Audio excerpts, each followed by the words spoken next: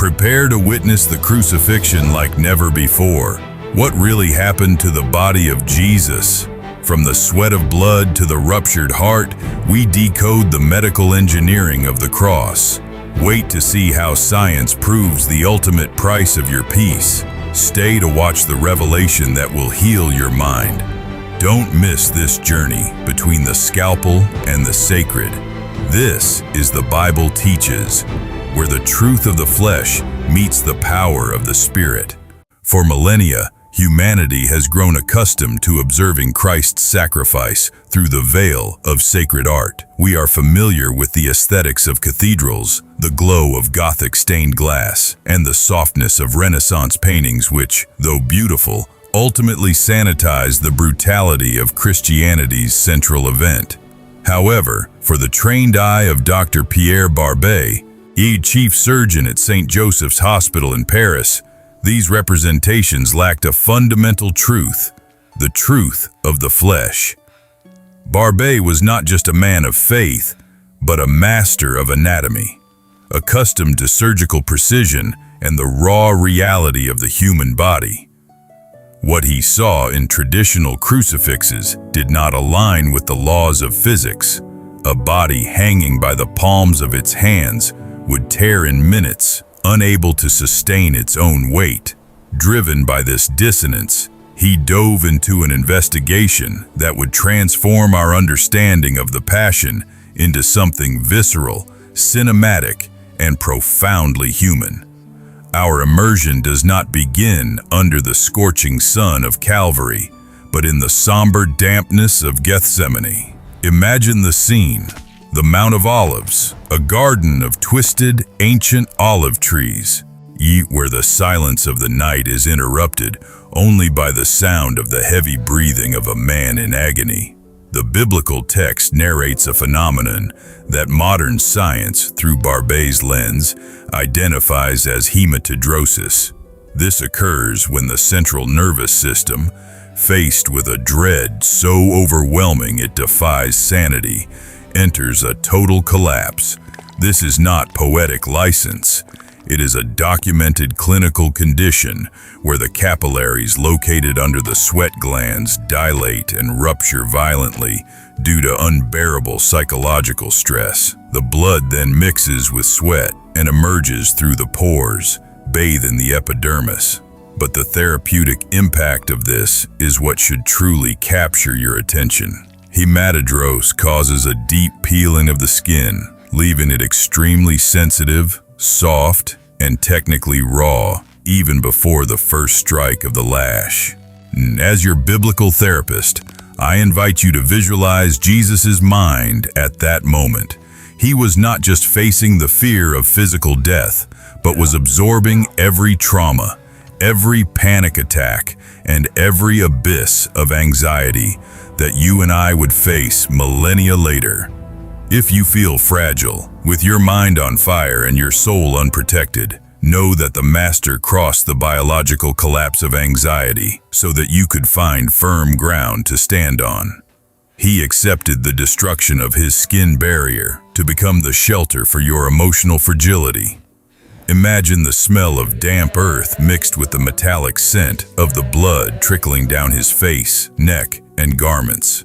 Every night breeze that touched his peeled skin was a silent torture. He was exhausted and dehydrated even before being arrested. So science shows us that Jesus did not go to the cross as an invulnerable hero, but as a man who had already reached the limit of psychic endurance. This is the truth that humanizes the sacrifice. Behind the dogma, there was a heart beating frantically against the ribs, facing dread so that you would never have to face yours alone. Like this video now, so that this message of strength reaches those who today find themselves in their own Gethsemane, believing that mental agony is the end of the line. But the sweat of blood was only the prologue. What the Roman legions were preparing in Pilate's courtyard was a demonstration of the engineering of pain that no history book can describe with the fidelity of forensic medicine. Upon being dragged from the garden to the pillar, Jesus faced not only the fury of the soldiers, but a war machine designed to dismantle a man's humanity. Roman scourging, or verberatio, was not a random punishment. It was a refined technique to bring the condemned to the threshold of death without, however, crossing it prematurely. The goal was to debilitate the organism in such a way that the subsequent crucifixion would be an exercise in prolonged agony. The instrument, the terrible flagrum, possessed several leather thongs ending in metal balls or sharp pieces of bone. When the whip struck Jesus's back, already weakened by the hematidrosis of Gethsemane, the metal balls caused deep contusions and internal bruising, while the bones acted as claws, tearing away slices of skin and muscle. Barbet, analyzing the Shroud of Turin, identified that the scourge marks were not limited to the back. They wrapped around the chest and legs, indicating that the body was enveloped by the leather thongs in a death embrace.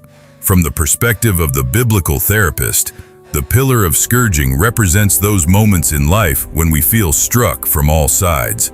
Betrayals, financial losses, words that cut like the Roman flagrum. Jesus remained silent while his flesh was torn to show us that our dignity does not reside in what is done to us, but in the integrity of our purpose. He accepted the laceration of his tissues to heal the invisible wounds that others have caused in your soul. Medicine identifies here the accelerated progress of hypovolemic shock, with the massive loss of blood and fluids. Blood pressure plummets, and the heart enters a desperate tachycardic effort to keep the brain oxygenated. The resulting thirst is no ordinary thirst. It is the desperate cry of every cell in the body for survival. Jesus was, at that moment, experiencing the total exhaustion that many of us feel after years of struggling against depression or toxic environments. He became the personification of exhaustion so that we could find our rest in him.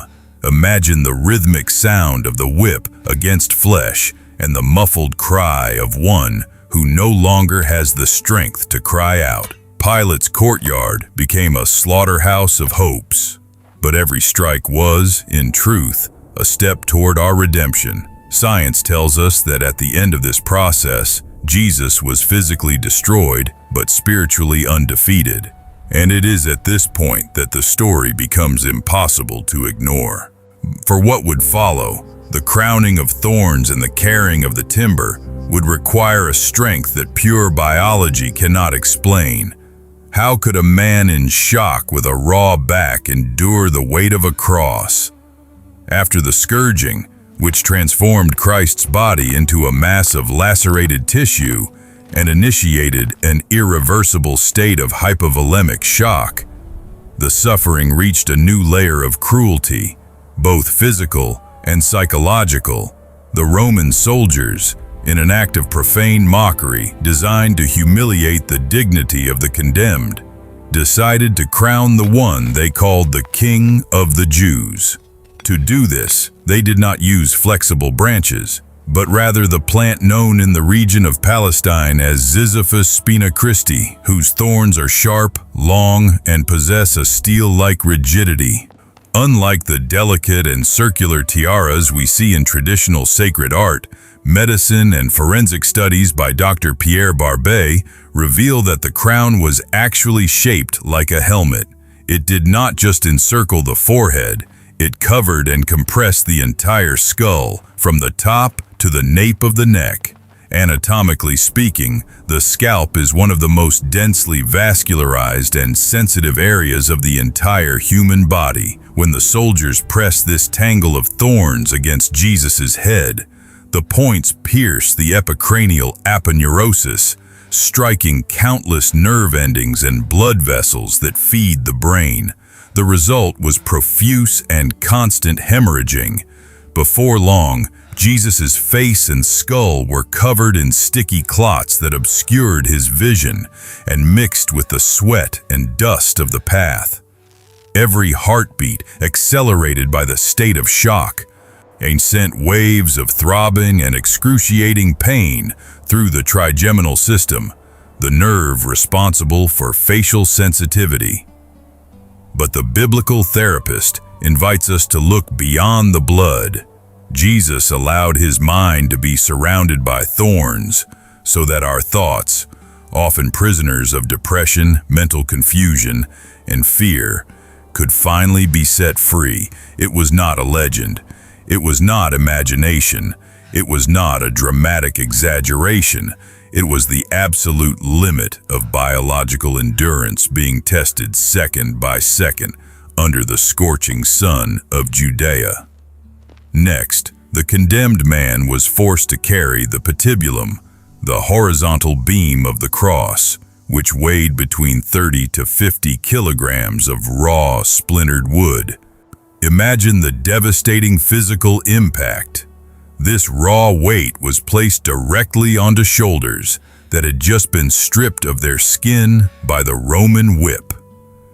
Every step toward Calvary caused the violent friction of the rough wood against exposed flesh, torn muscles, and traumatized nerves. Medicine explains that, by this point, physical exhaustion was absolute and the body was entering survival mode. Jesus' heart worked at a frantic pace to try and pump what little blood remained, while his lungs began to struggle desperately for air due to extreme fatigue and the pressure of the weight on his chest. He fell repeatedly through the streets of Jerusalem, not for lack of spiritual will, but because his muscle fibers and tendons were entering complete biological collapse. Think about this for a moment and visualize the scene. He carried the instrument of his own execution over wounds that modern science can hardly catalog without horror.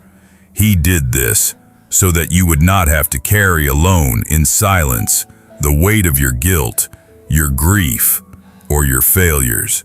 If you feel that the burden of life has become too heavy for your tired shoulders and that your strength is at an end, look to the one who walked with the timber of death over raw flesh to give you life. Like this video now, joining this journey, so that this message of strength and healing reaches hearts that today are on the verge of giving up the fight.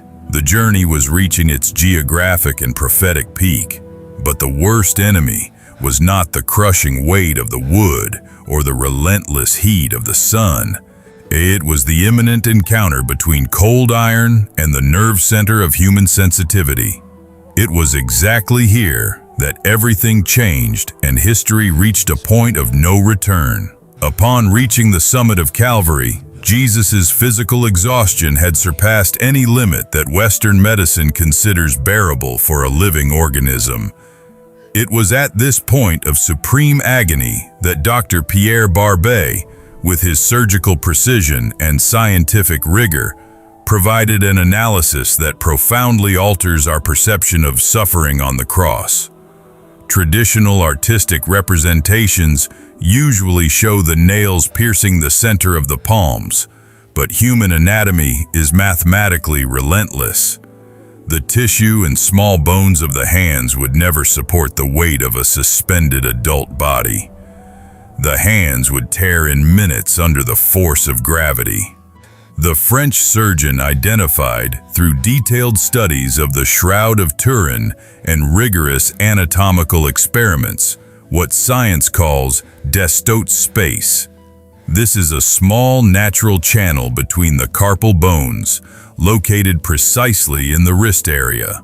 By passing through this exact point, the iron nail, a rustic square nail about 18 centimeters long, did not break the bones, but did something technically much worse. It crushed the median nerve. For a veteran surgeon like Barbet, this was the technical apex of Roman torture. The median nerve is the main nerve trunk of the arm, responsible for nearly all sensitivity and fine motor movement of the human hand. Imagine the bioelectric impact. When the metal penetrates this narrow channel, it does not just cut the tissue, It compresses and stretches the nerve against the rough iron. The resulting pain is described in medical literature as a searing and paralyzing neuralgia, comparable to continuous high-voltage electrical shocks running through the arm and hitting the brain without interruption. Think about this for a moment with reverence and awe. Christ's hand instantly contracted into a rigid claw, with the thumb being violently forced into the palm due to the traumatic nerve injury. Every movement of the body, every attempt to breathe in, caused the median nerve to be frictioned again against the iron nail. It was not just an open wound, it was a system of active and pulsating pain that renewed itself every second of the crucifixion. The biblical therapist invites us to reflect on the tied hands and emotional paralysis we often feel in the face of financial crises, deep depression, bonds or relationships that drain our vital energy. Jesus allowed his motor nerves to be crushed so that the paralysis of our soul could finally be healed. He surrendered his capacity for movement and action to give us back the freedom to walk and act again with purpose and dignity. It was not a legend. It was not a religious imagination. It was the biology of sacrifice in its purest, most technical, and most terrible form. Jesus was now fixed to the timber, but the iron was only the beginning of an even more desperate struggle for life. The human body, in its instinctive and biological struggle for survival, was about to face an invisible, silent, but fatal enemy, the force of gravity acting on his exhausted lungs. But that was not the end. And then, something even more grave and decisive happened. While blood slowly trickled from his wrists and hypovolemic shock progressed toward terminal stages, a new agony began to take hold of his lungs, turning every breath into an act of war against death. Jesus was now fixed to the cross, but the worst enemy was no longer the iron of the nails. It was the very force of gravity acting against the mechanics of life. Dr. Pierre Barbet, in his exhaustive clinical investigation, reaches the most dramatic and technically terrifying conclusion of his entire study. Crucifixion is, in its biological essence, a slow, rhythmic, and agonizing death by asphyxiation. Imagine the scene under a solemn cinematic light, where time seems to slow down to reveal the engineering of the sacrifice. Hanging by his arms at an angle that forces the ribcage upward and outward, Jesus' chest muscles enter a state of permanent spasm, a muscular tetany that paralyzes the thorax.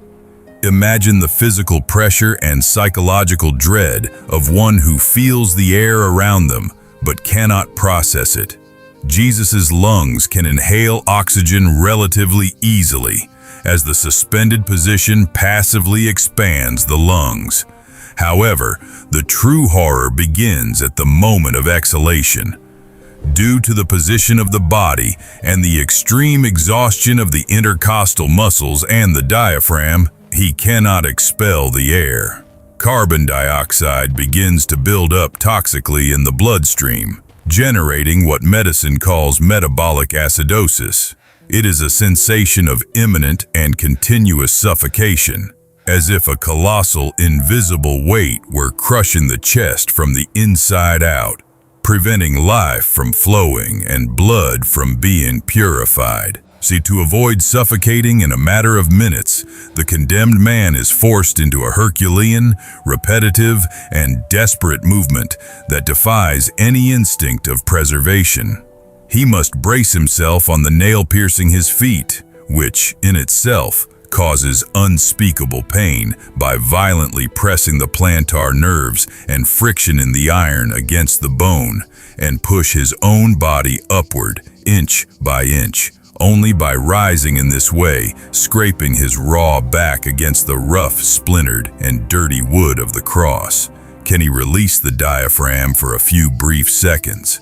In this minimal interval, he manages to release the trapped air and breathe in a new, short breath of life.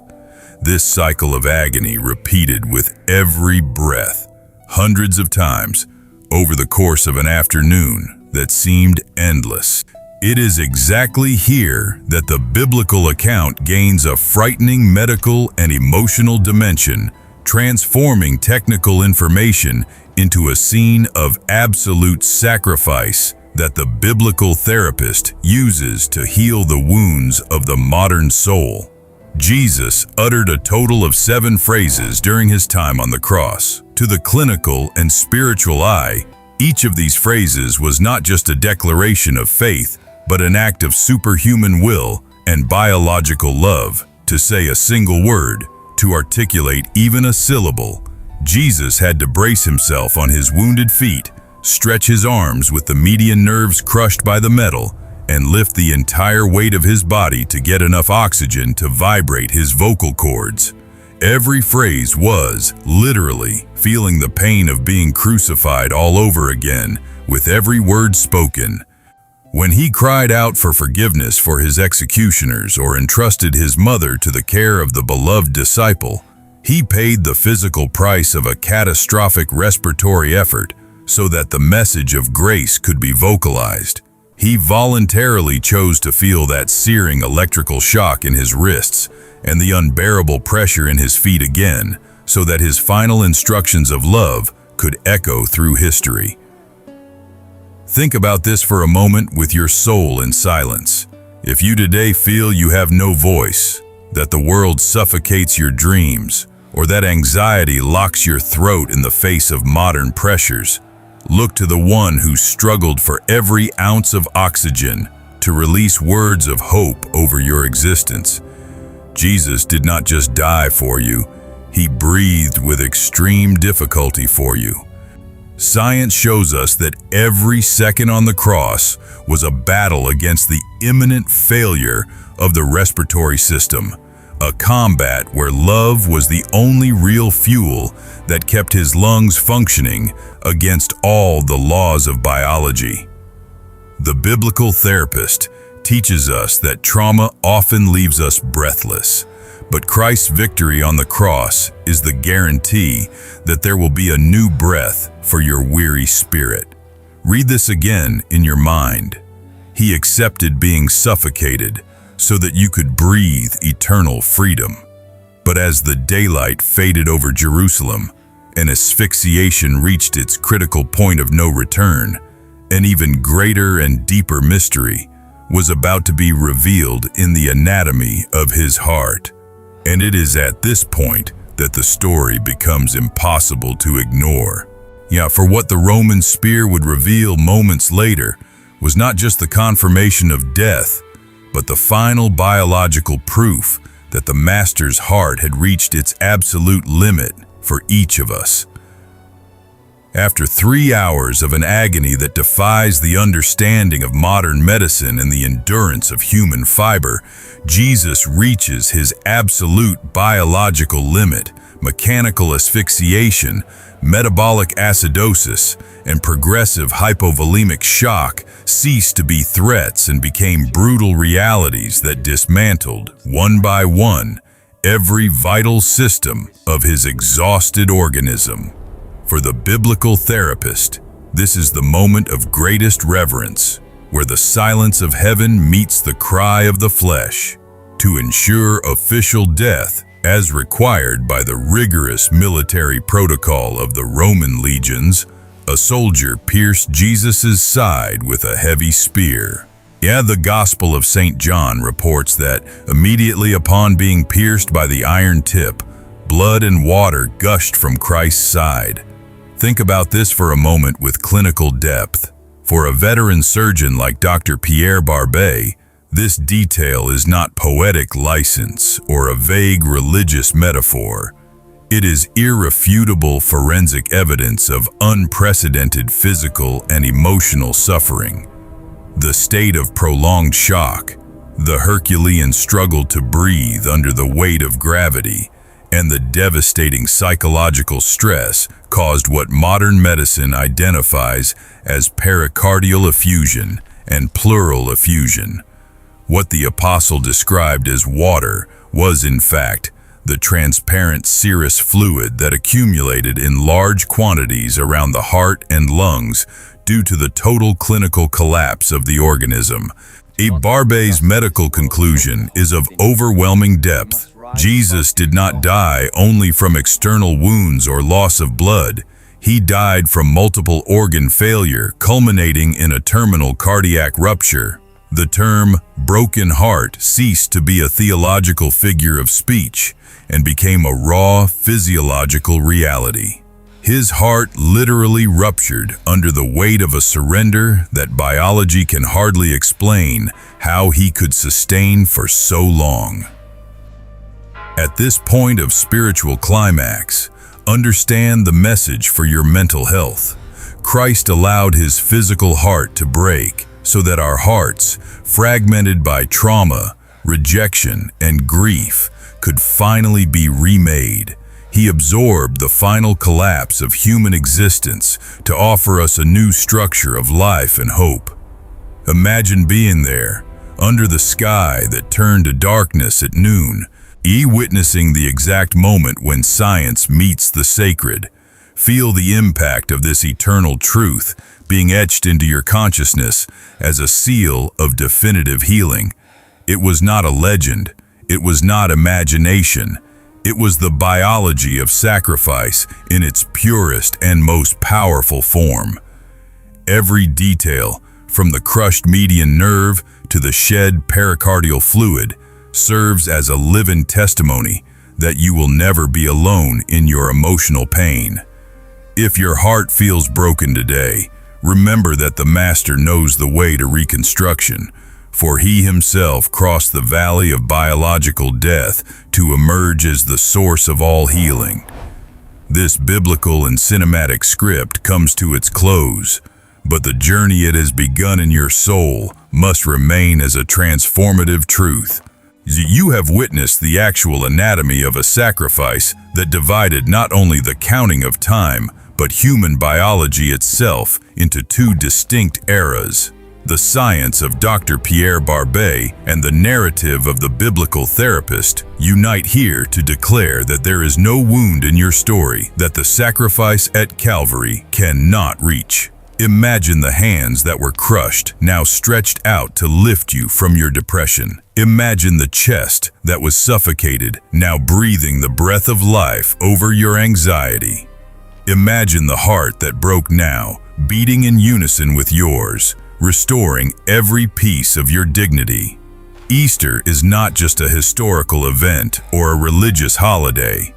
It is the celebration of the life that conquered the engineering of death. Biology tells us how he died, but faith tells us why he lives. He endured the limit of human endurance so that you could surpass the limits of your own pain.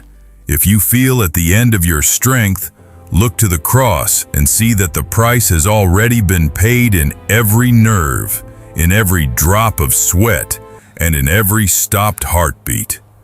If this deep immersion into the anatomy of Christ's love touched the depths of your being today, do not let this flame go out. Subscribe now to the channel the Bible teaches to continue transforming your mental and emotional health through the ancient wisdom of the Scriptures integrated into the reality of modern life. Share this video with someone who needs to know that their suffering is not invisible to God, and leave your comment below. Which of these medical or spiritual details most impacted your view of Easter this year?